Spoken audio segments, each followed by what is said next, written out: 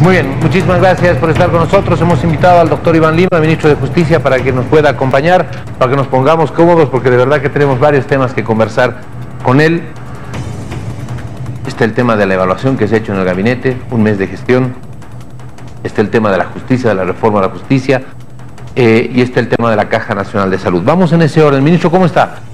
Gracias por estar con nosotros. Muchas gracias. Siempre es un gusto estar con ustedes y, como te decía, hay una agenda amplia y comenzamos por el tema que veas que marca la ruta de los otros. Muy bien. Hace algunos minutos se le escuchaba a la ministra de la Presidencia hablando precisamente de la evaluación de este mes, sí, de este primer mes de gobierno, de toda la información que habían recibido de los ministerios y en base a esa información el diagnóstico que se había hecho. Uno de los puntos importantes, que lo mencionó también el día de hoy el presidente más temprano, en la mañana, es el tema económico. La preocupación del tema económico, decía, el déficit fiscal que tenemos y que estamos enfrentando es el más alto de la historia, incluso más alto en el gobierno de la UDP. A ver, usted tiene los detalles.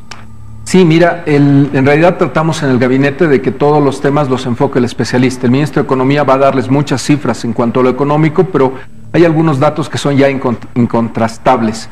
Hemos tenido una gestión económica muy irresponsable. Los 17,000 millones de dólares que dijo Branko Marinkovic teníamos en el Banco Central o en el Tesoro General de la Nación no existen. Tenemos una liquidez que está cercana a los 4,000 millones, pero con una deuda flotante que baja ese monto y una situación que se ve dura al final de la gestión. El área económica está tomando medidas estructurales. La idea es recuperar el modelo económico que ha sido muy exitoso en la vida pasada del país. Hemos estado creciendo casi al 5%, ahora por primera vez vamos a tener un crecimiento negativo y definitivamente todo esto marca una serie de temas que tenemos que contribuir los demás ministros. Yo te puedo hablar de lo que tenemos que hacer para darle seguridad jurídica a los bolivianos, para que la economía mejore, porque creo que ese es un punto importante. Lo que nos ha planteado claramente el presidente Arce es que esta va a ser una de las últimas veces que te hablemos del pasado, de lo que ha pasado en la última gestión. Ahora es tiempo de construir futuro. El que tendrá que revisar lo que ha pasado y los errores será el Contralor, será el Fiscal General, será incluso el Procurador o el Viceministerio de Transparencia. No hay que dejar nada en la impunidad, pero los ministros se van a concentrar en darle trabajo a los bolivianos, en darle salud, en darle justicia y de mirar el horizonte del futuro. Para ver atrás va a haber mucho tiempo, pero tiene que verlo cada institución pública. En eso te voy a anunciarte que el día 15 de diciembre tenemos la primera sesión del Consejo Nacional de Lucha contra la Corrupción. Este consejo lo presido, está formado por el fiscal, el contralor, el procurador, el ministro de Gobierno y la directora de la UIF. En ese consejo vamos marcando la línea de cómo se combate la corrupción o cómo se investiga lo que ha pasado, porque ese es otro de los temas estructurales de la gestión de Yanine Áñez. Hay una serie de denuncias de hechos de corrupción muy graves en todos los ministerios, desde temas tan graves como el de los respiradores hasta temas que parecían tan menores como el de Fundempresa y una ampliación de concesión por 15 años sin ninguna licitación pública. Hay de todo, la cantidad de casos es muy grande y este Consejo Nacional de Lucha contra la Corrupción va a marcar la línea para poder avanzar en el combate a la corrupción del pasado y evitar que se produzca el futuro. La política del presidente Arce es de cero tolerancia a la corrupción, no se va a tolerar de ninguna manera y es un área que está a mi cargo. El Viceministerio de Transparencia, recuerdas que Nardi Suxo era la titular del Ministerio de Transparencia, sí, se fusionó con Justicia, está a mi cargo. Te decía que me parece que es muy importante esto porque sin el concurso de ustedes y de la ciudadanía no vamos a tener un combate eficiente a la corrupción. Y para que ustedes trabajen necesitamos tener una ley de acceso a la información. Es algo que estamos reclamando desde la academia, muchas veces yo, tú desde la prensa, como una herramienta esencial para que la prensa y los políticos correctos y los ciudadanos puedan tener acceso a toda la información pública. Claro, eso te transparenta todo. Ese tema es muy importante. Tener una recomendación clara en el Consejo Nacional de Lucha contra la Corrupción de que tengamos la ley de transparencia y acceso a la información ya en los próximos meses aprobada. Creo que hay que entrar en un proceso amplio de esa ley. Creo que ustedes tienen que hablar de esa ley, creo que todos los diputados de la oposición tienen que hablar de esa ley, porque es la que va a abrir todos los candados que hay de la información del Estado para que la prensa pueda hacer su trabajo. Ustedes creo que han marcado la línea del combate a la corrupción en los últimos años, yo lo aprecio, creo que tienen que seguir, pero tienen que tener herramientas para continuar con esa tarea, y garantías definitivamente, que ahí sí te digo que tienen que tener las más amplias garantías. Hay que trabajar mucho en el tema de los derechos humanos, porque el derecho humano más fundamental es esta libertad de expresión. Si me permites, ese es un consejo. Resulta que presido hasta el momento yo calculo como 10 consejos, pero uno de los que más me preocupaba era el de la justicia, de corrupción es el segundo, y te diría que hay un tercero que este 10 de diciembre va a retomar su trabajo, que es el Consejo Nacional de Derechos Humanos. Si hay algo que tiene que marcar el trabajo de la persecución, de la investigación y de los derechos humanos, en general está marcado por este Consejo Nacional. Este Consejo el 10 de diciembre lo reinstalamos y va a tener una función justamente en la línea que tú planteas. Si alguien hay que proteger en materia de combate a la corrupción y derechos humanos es a los periodistas. A los líderes que actúan en nombre del pueblo para representar sus derechos, en los activistas. Y todo eso tiene que salir de este Consejo de Derechos Humanos. Hay 3 leyes ya que se han propuesto en la agenda del Consejo para proteger justamente estas actividades que tienen que ver con la defensa de los derechos humanos. Te he tocado 2 temas que me parecen importantes. Dejar claro que la corrupción es un cáncer que destruye los derechos humanos. Cuando hay corrupción, la gente no tiene derecho a salud, no tiene derecho a educación, no tiene derecho a justicia. Todo esto está relacionado. Si tú quieres, el nuevo paradigma que hay en la región es de identificar esta vinculación entre corrupción y derechos humanos como algo esencial. No podemos perseguir la corrupción violando derechos humanos y no vamos a proteger los derechos humanos si hay corrupción. Esta relación que hay entre corrupción y derechos humanos es estructural y la están teniendo en este momento todos los países. Se está reflexionando cómo vamos a darle garantías a la gente para que tenga salud, educación, justicia, que no sea un discurso, que sea realidad, que tengamos esos recursos que nos han robado mucho tiempo en los últimos meses, o en los últimos años, en beneficio de los ciudadanos. Ese es el rol de mi ministerio, hacer esa interrelación en políticas públicas para atacar a la corrupción desde transparencia y fortalecer los derechos humanos, con jueces, con defensores, con ustedes que nos ayuden a atacar este problema estructural. Bueno, es un tema por demás apasionante, el tema de los derechos humanos y del trabajo de investigación y de las garantías. Por supuesto, garantías para un trabajo con responsabilidad. Trabajo periodístico de investigación, hay muy buen trabajo periodístico de investigación en el país, se lo tiene que hacer con mucha responsabilidad, precautelando, por supuesto, todas las garantías de lo que es una investigación, pero además tiene que tener la protección de que no te encuentres con cortapisas o de que no te encuentres con que si vas más allá inmediatamente venga algún tipo de represalias. Bueno, es un tema muy apasionante, de verdad que es un tema muy apasionante y nos daría como para quedarnos todo un programa. La ministra de la Presidencia anunció 5 leyes en el tema de justicia. Sí, mira, ya las hemos estado trabajando con mucha fuerza, ya están planteados los proyectos de ley, estamos en el nivel de socialización de ellos. Son 5 leyes y una que ha aparecido ahora, pero te comento las 5 leyes estructurales o las 5 leyes de emergencia que queremos que sean la punta de lanza, sin descartar todo lo que va a ser la reforma estructural. La primera tiene que ver con derechos reales. No puede ser que tengamos una ley de hace 2 siglos, no puede ser que los bolivianos hagan fila desde las 4 de la mañana, cuando ya tenemos computadoras, cuando ya tenemos bases de datos y cuando esto debe ser un proceso como el de sacar tu cédula de identidad. Hay que cambiar derechos reales. Lo mismo hay que trabajar en el tema de mejorar la adopción en Bolivia. Estamos hablando de que solo ha habido 9 adopciones en los últimos 2 años. La buena noticia es que hemos retomado la adopción internacional. Hay un niño que se va a España, que ya ha terminado su proceso de adopción y estamos destrabando todos los problemas que había en esa temática. Necesitamos una ley para, por ejemplo, subir la edad de adopción de los padres que quieren adoptar a los 60 años y quitarle todas las trabas. Los bolivianos que quieran darle un hogar a los niños, con las garantías a esos niños de que sean bien cuidados, las vamos a dar en esta ley. La tercera ley tiene que ver con la carrera judicial. Solo va a haber un cambio de justicia si garantizamos jueces independientes, y esto que no ha podido garantizarnos el Consejo de la Magistratura se va a tener que hacer desde la Asamblea Legislativa. Y las 2 últimas leyes ya vienen siendo aprobadas desde el Senado. Una tiene que ver con la reforma a los juicios de responsabilidades, a magistrados, a consejeros, como hablábamos en un anterior programa, que esa ley ya está aprobada por el Senado, nos falta la parte de diputados, y una última ley que va a mejorar la justicia constitucional. Te voy a poner un ejemplo de actualidad que lo has tocado el día viernes. Un tribunal constitucional, una sala constitucional en el Beni, en Trinidad, ha determinado que el magistrado por el Beni en el Tribunal Supremo de Justicia pierde el cargo, quede destituido de su cargo. Y esta decisión que toma la sala constitucional puede ser cuestionable, puede ser criticable, el órgano ejecutivo no se va a pronunciar sobre el contenido de ese fallo, pero le preocupa al órgano ejecutivo. Si una autoridad electa luego de 3 años es destituida, se genera un problema de seguridad jurídica. Lo único que vamos a manifestar en esta temática es que el Tribunal Constitucional Plurinacional, que es la autoridad jerárquica por encima de esta sala del Beni, dicte la decisión a la brevedad.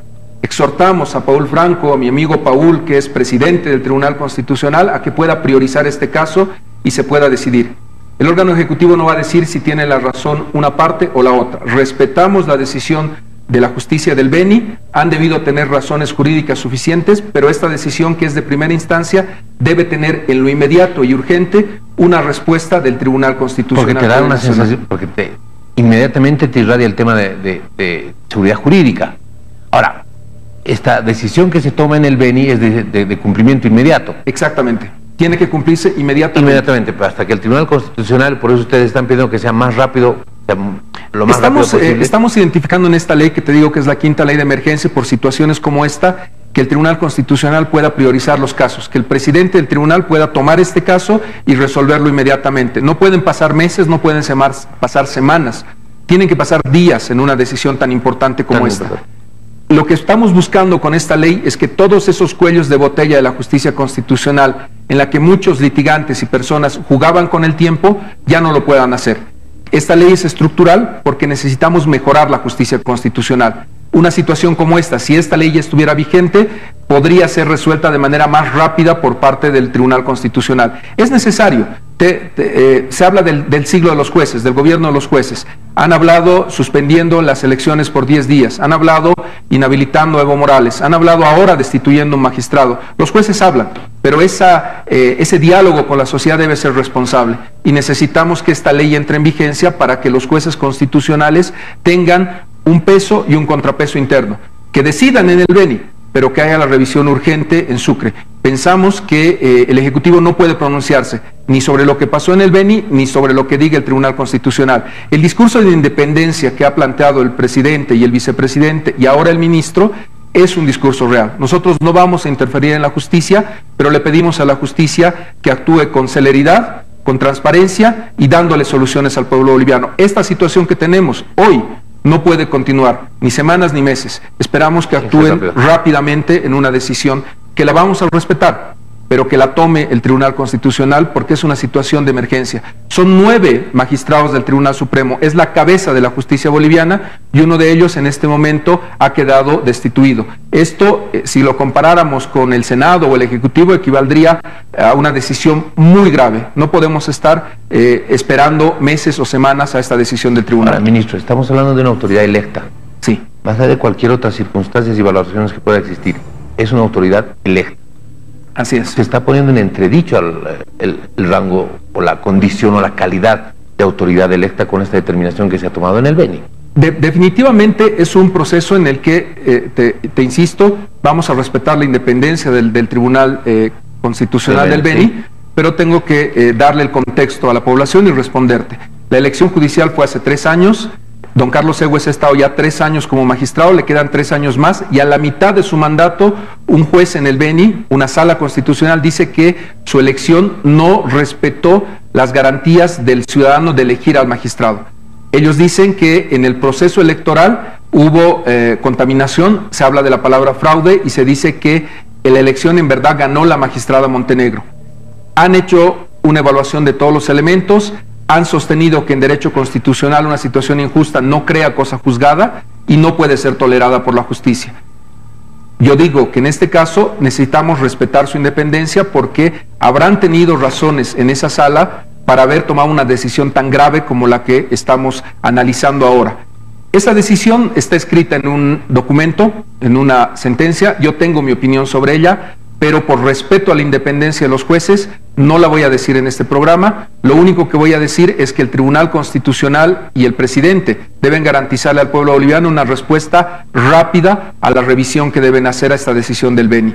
Mientras tanto, la magistrada Montenegro, que es magistrada suplente, asume la titularidad en el Tribunal Supremo de Justicia y debería acelerarse esta disyuntiva de si el magistrado del Beni es Egues o es la magistrada Montenegro. Esto no es decisión del ministro de Justicia, hay que dejarlo claro. A diferencia de otros momentos de la vida del país, el ministro de Justicia no va a violar la independencia de la justicia.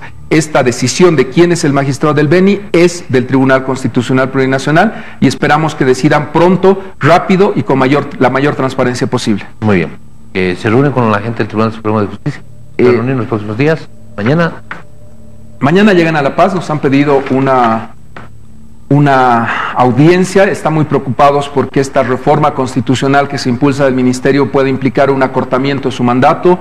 Creo que tienen otros temas de agenda como el del Beni, como la situación de la magistrada decana que en este momento no está ejerciendo. Hay una situación de conflicto al interior del órgano judicial y creo que vale la pena aclararles y escucharlos. Y yo debía estar hoy día en Sucre, hubo un problema en Alcantarí, no pude llegar y ellos han tenido la gentileza de venir a La Paz y mañana vamos a tener una reunión con ellos. Muy bien. A ver, hablemos de este tema que es tan importante, del que se ha venido hablando bastante. La anterior semana usted ha presentado a estas 9 personas que se los ha calificado de los notables, que van a estar haciendo todo el trabajo. Hay una pluralidad ahí, rostros que en el pasado han tenido mucho que ver con la justicia, que han tenido que ver en la toma de decisiones, que han tenido que ver con la vida de la justicia, la administración de justicia en nuestro país. No es gente necesariamente de una línea política o de otra, hay una pluralidad ahí, por eso destaco este tema. Hemos tenido la oportunidad de conversar con Rodríguez Belcé precisamente el viernes. Se están acelerando los plazos. Esto tendría que estar listo hasta el 7 de marzo, a pesar de que Renan Cabezas, que es el presidente de la comisión, ha dicho no, al 7 de marzo no llegan, no vamos a llegar. Lo ideal es que al 7 de marzo, además de la elección de gobernadores y alcaldes, se puede introducir una pregunta más para la reforma a la Constitución. Una ánfora más. Una ánfora más. Una ánfora más y una papeleta más para que el pueblo boliviano decida si quiere seguir con esta justicia, porque le digo que hay un problema estructural en el país. Ya no podemos estar con la justicia que tenemos, ya no podemos seguir con el nivel de sufrimiento que está causando la justicia al pueblo boliviano. Permítame darle 3 argumentos para sostener que el diputado Cabezas no está leyendo la realidad nacional. El primero tiene que ver con la economía del país. Una elección, un referéndum nos cuesta 243 millones de bolivianos. El diputado Cabezas está sosteniendo que el país está en condiciones para gastar 243 millones de bolivianos. Yo contrariamente creo que podemos hacer la elección el 7 de marzo y eso nos va a costar 5 millones de bolivianos. La gran diferencia entre la postura mía y la postura de Cabezas está en 238 millones de bolivianos. Estamos hablando de que la posibilidad de hacer elección el 7 de marzo y discutir sobre la reforma constitucional, preguntarle al pueblo boliviano, tiene un costo de más de 230 millones de bolivianos. ¿En qué podríamos gastar ese dinero? En salud, seguramente, en educación, en justicia, en mejorar las condiciones de los bolivianos. Creo que hay que tomar una decisión de emergencia porque ya se le ha consultado al pueblo boliviano. Ese 55% de Luis Arce, y le doy el segundo argumento, está votando por él por un programa en el área de justicia, un programa al que yo represento, un programa que yo he ayudado a construir y un programa en el que hemos planteado la necesidad de abrir la Constitución para mejorar la justicia. El pueblo boliviano sabía de esa propuesta y la ha adoptado. Carlos Mesa ha propuesto esta solución y la mitad del país, la otra mitad, junto a la gente que ha votado por Luis Fernando Camacho, también ha apostado por la reforma a la justicia. Yo lamento decirlo, pero el diputado Cabezas en este momento está defendiendo a los malos jueces, a los malos administradores de justicia, a los malos fiscales que quieren enquistarse y no dejar sus cargos. Es lamentable tener que escuchar o tener que hablar de un diputado que pretende decirnos que la justicia está bien y que puede esperar mucho tiempo. A mí me parece que es un tema de emergencia, que es un tema de urgencia en el que existe unidad nacional para ir por el cambio. Y le voy a dar el tercer argumento. Yo creo que en este proceso de reforma a la Constitución no hemos comenzado hace una semana. Las personas que usted ha entrevistado y que estamos trabajando en la reforma a la justicia, venimos haciéndolo desde 1994. En 94, Bernardo Guaya era el subsecretario nacional de Justicia con Bladman, y hemos comenzado a soñar esta reforma a la justicia. Luego vino otro miembro de la comisión, Carlos Goitia, ministro de Justicia durante el gobierno de Tuto Quiroga, una visión completamente diferente a la del MAS, pero que está aportando en esta construcción de la reforma. Luego vino Eduardo Rodríguez, el Plan Justicia para Todos, es parte de esta reforma. Después de eso vino la visión del doctor Gutiérrez Sardán en la reforma constitucional boliviana, es parte de esta reforma. Y finalmente, los que han implementado esto han sido los magistrados, como José Antonio Rivera, como el mismo doctor Ramiro Guevara, que desde el trabajo profesional de alto nivel han empezado a entender lo que es esta justicia. Tenemos una mujer tan destacada, una doctora en Derecho Constitucional, como la doctora Soraya Santiago Salame, y tenemos a un representante de toda la sociedad civil y de todas las ONGs que han estado todo este tiempo trabajando en la justicia, como el doctor Álvarez Fortún. Dígame si no hay un proceso dialógico desde el 94 hasta ahora para construir esa propuesta. Estamos hablando con actores que han conocido este proceso de reforma desde el 94. No es reforma de hace una semana, es una reforma que tiene experiencia acumulada de más de 20 años. Y en este proceso de reforma no vamos a dar la voz final los constitucionalistas. Esto se lo vamos a llevar a la Asamblea.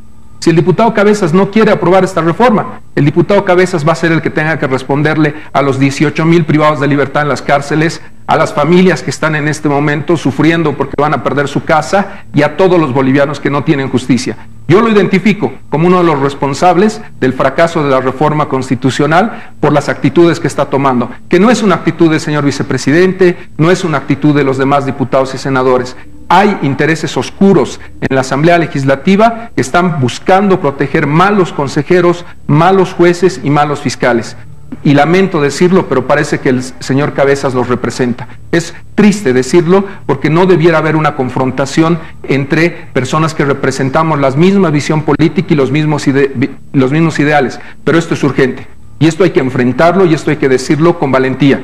Yo estoy ahí para hacer una reforma a la justicia, y no voy a permitir que por una posición personal se tenga que gastar más recursos del pueblo boliviano o se tenga que postergar la reforma por años. No estamos con tiempo para dilatar esta reforma. Es una reforma urgente y la palabra final la va a tener el pueblo boliviano el 7 de marzo. Si quieren una nueva justicia o si quieren seguir con estos señores que se han vuelto los reyes de los juzgados, los reyes de los tribunales, que no le hacen caso a nadie.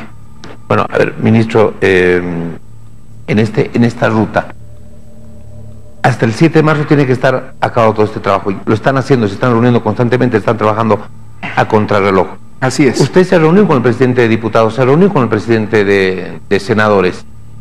Sí hay apoyo de las dos presidencias. ¿Cómo no subsanar el problema de una comisión?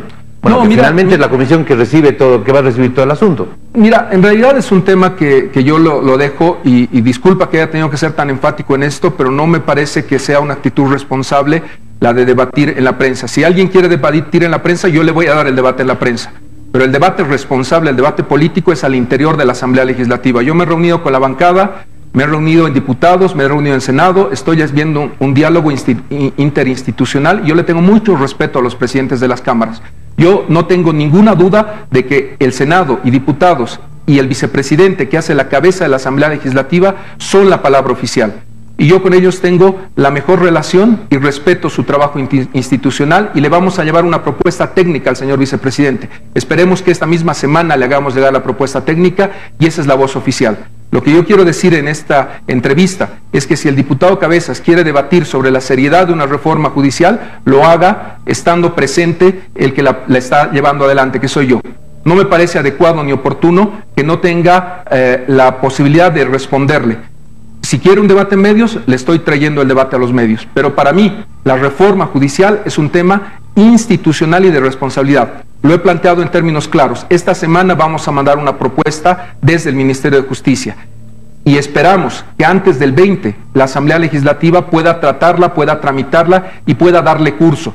Porque luego de eso todavía nos queda el tema del Tribunal Constitucional y el Tribunal Electoral. Hay un camino largo, sinuoso, con obstáculos, pero queremos llegar al 7 de marzo. Y hay poco tiempo. Hay poco tiempo. Hay poco tiempo. Bueno, permítame cambiarle de tema muy rapidito, porque hemos ido avanzando bastante. ¿se ha pronunciado usted a propósito, y esto va un poco en la línea de lo que estábamos hablando más temprano, a propósito del tema de estas irregularidades, supuestas presuntas irregularidades en la Caja Nacional de Salud, donde aparecería el hijo del actual ministro de Salud? El tema de las ambulancias y todo aquello. ¿Cómo se está manejando esto? Porque bueno, también hay información complementaria respecto a eso, ¿no? Sí, a ver, mira, yo creo que en estos temas de transparencia hay que respetar mucho lo que decías al principio. Las investigaciones tienen que darle hechos a las personas. Todavía no hay culpables, todavía no hay inocentes, solamente tenemos hechos. El primer hecho es que la Caja Nacional de Salud ha tenido un nivel de ineficiencia muy grande. Los últimos 3 años no ha podido terminar los procesos de contratación de ambulancias y ahora ha decidido ir en los últimos días del anterior gobierno a una contratación directa. Uno dice, ¿por qué contratación directa? ¿Por qué la urgencia de hacer un contrato inmediatamente sin una licitación pública? Es lo primero que te llama la atención. Lo segundo que te llama la atención es que esa contratación directa haya tenido como director jurídico del proceso de contratación al hijo del ministro de Salud. Y ahí empiezan a surgir nuevas dudas. Resulta que él supuestamente empezó a trabajar en la Caja el 5 de noviembre de 2020, este año, el 5 de noviembre. Y uno diría que fue contratado antes que su papá suma como ministro el 10 de noviembre. No debería haber mucho problema. Pero resulta que su declaración jurada en Contraloría es del 11 de noviembre. Entonces hay un hueco de tiempo entre el 5 y el 11 y su declaración de Contraloría es cuando su papá ya es ministro de Salud. Hay un tema ético ahí que puede ser discutible. Él renuncia el 27 de noviembre, deja la Caja y hay que analizar claramente lo que ha pasado con esto. Porque no es posible que un funcionario público entre a trabajar el 5 y declare el 11. La declaración debe ser previa, tenía que haberle hecho el 4. Hay un problema ahí de responsabilidad que tendrá que entender el juez sumariante de la Caja de Salud, pero hay un tema concreto que le hemos pedido a las autoridades de la Caja que nos respondan, que nos hagan llegar la información para que podamos pronunciarnos. Lamentablemente, la información de la Caja tarda semanas y la información de ustedes, los periodistas, y de la gente interesada en que haya transparencia en este país, llega mucho más rápido. Y por eso tenemos la certeza de que han ocurrido estos hechos. Lo que no deja de preocuparnos y llamar la atención es que, siendo él el director jurídico de la Caja Nacional de Salud, no se haya dado un mensaje de revisión, de transparencia de todos estos actos. Mira, yo veo acá con mucha preocupación que se esté comprando ambulancias por invitación directa, sin licitación, y no se le esté dando prioridad a los temas que realmente le preocupan a los bolivianos en una época de pandemia.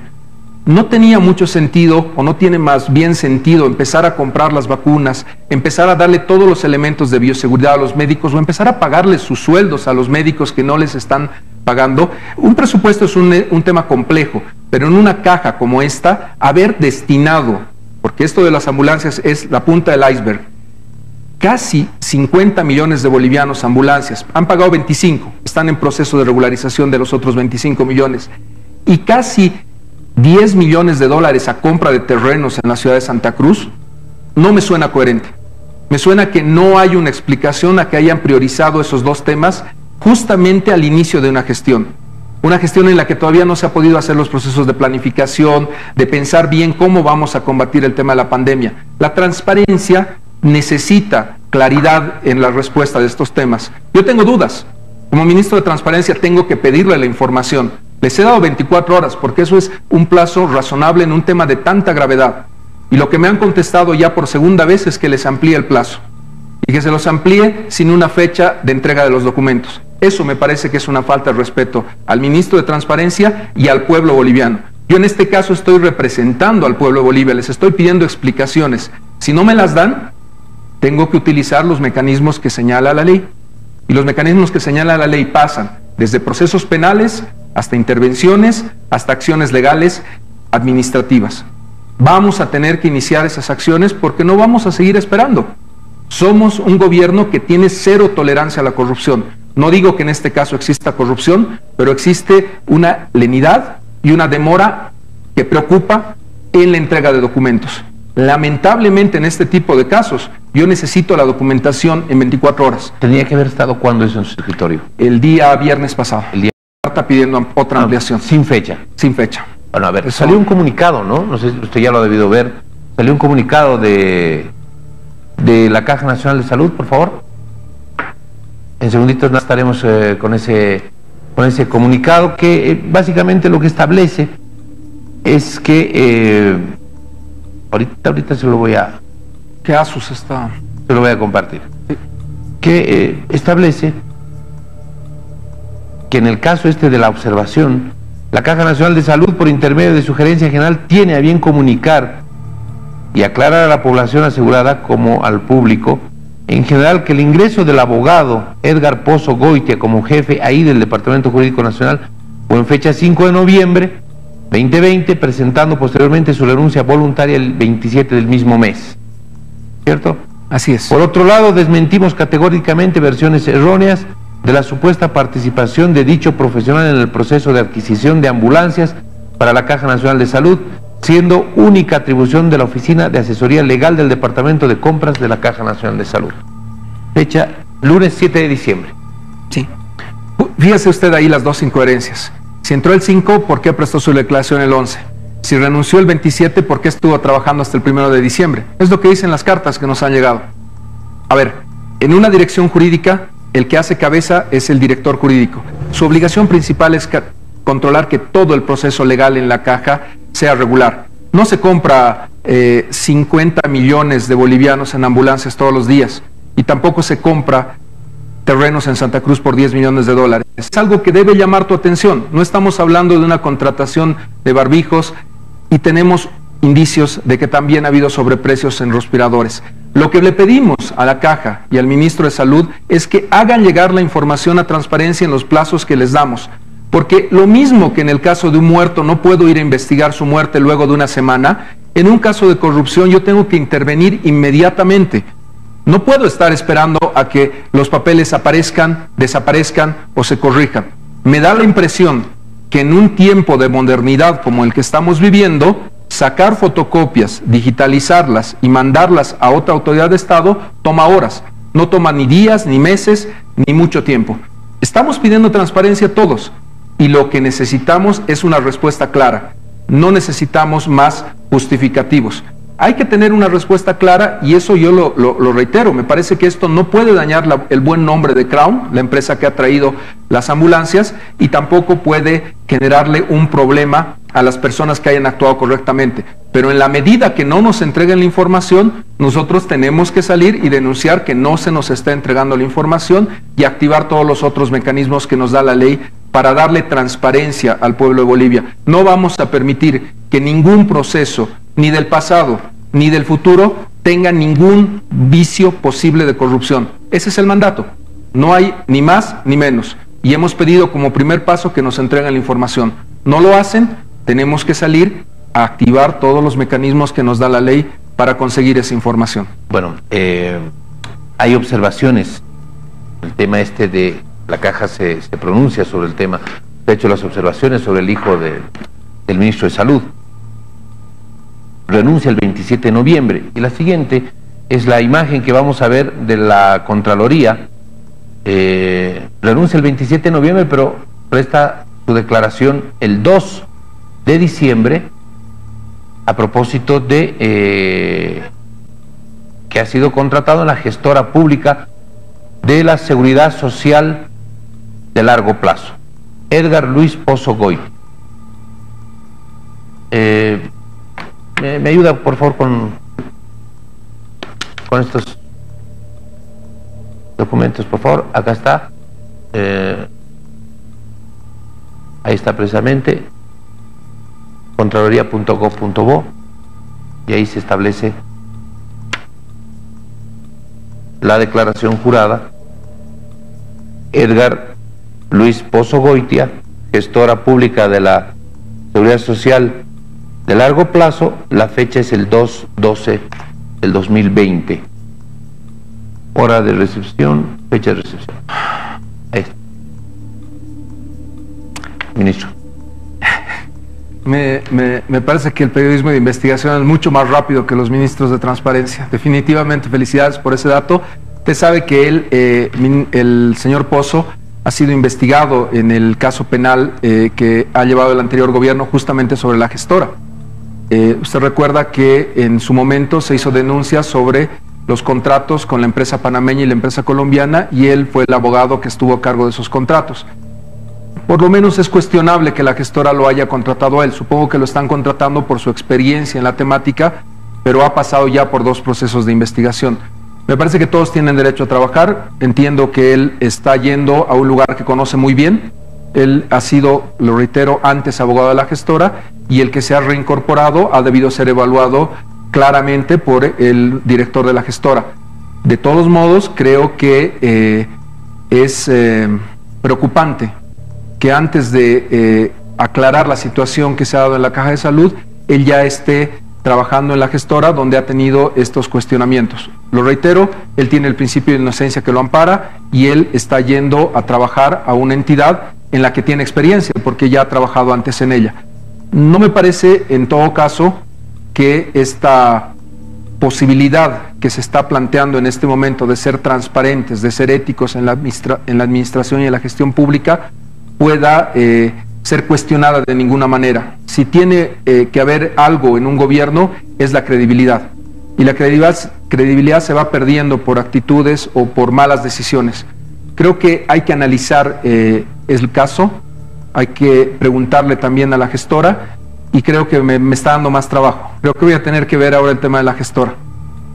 Muy bien, ministro, gracias por haber estado con nosotros. No, pues es un gusto y gracias por la información que nos brindan. Creo que ese es el periodismo de investigación. Necesitamos más periodistas de investigación y siempre va a ser un honor estar con ustedes. Muy bien, muchísimas gracias.